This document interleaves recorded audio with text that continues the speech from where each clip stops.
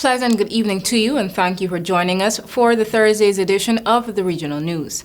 Coming out of Trinidad, Michelle Michael, Professor of Urban and Regional Planning at the University of the West Indies, St. Augustine, says there are over 396 squatter sites located on state lands in Trinidad and Tobago.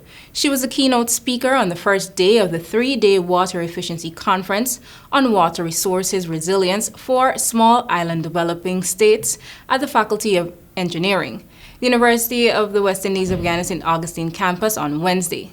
Between 1980 and 1990, 22% of new housing units were in full compliance with regulations, and 65% were built outside the formally sanctioned housing delivery system. According to Michael, state tolerance towards squatting continues to send a perverse incentive toward land grabbing in watersheds, flood plains, and coastal zones.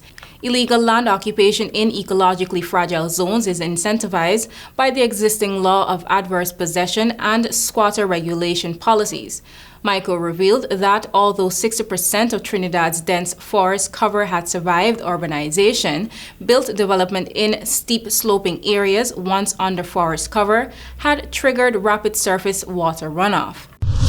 Some more news coming out of the Twin Islands. Trinidad and Tobago's distribution conglomerate Massey Holdings has acquired U.S. grocery store chain Rose IGA Supermarket for U.S. $47 million. The acquisition was made through Massey's American subsidiary Massey Stores, this being the second company Massey Holdings has bought in recent weeks. The purchase of the supermarket chain comes almost 2 weeks after announcing the sale of Trinidad and Tobago business of French company Air Liquide International SA to Massey Gas Products Holding Limited. A notice posted on the Trinidad and Tobago Stock Exchange said the acquisition of Rose IGA Supermarkets was completed on December 12th and represents a 1% increase in Massey Group's assets and is expected to contribute to an increase in pre-tax profit of approximately 4%. Massey Holdings, which has been in operation since 1923, is a large conglomerate with diversified interests and businesses spanning the Caribbean, including Jamaica. The release also noted that Air Liquide is well positioned to further grow its presence in Latin America, where it intends to pursue the opportunities emerging with the clean energy transition, including hydrogen energy, leveraging the area's abundant natural resources. We close with news coming out of Peru. Peru announced a nationwide state of emergency on Wednesday, granting police special powers and limiting freedoms, including the right to assembly, after a week of fiery protests that have left at least 8 dead.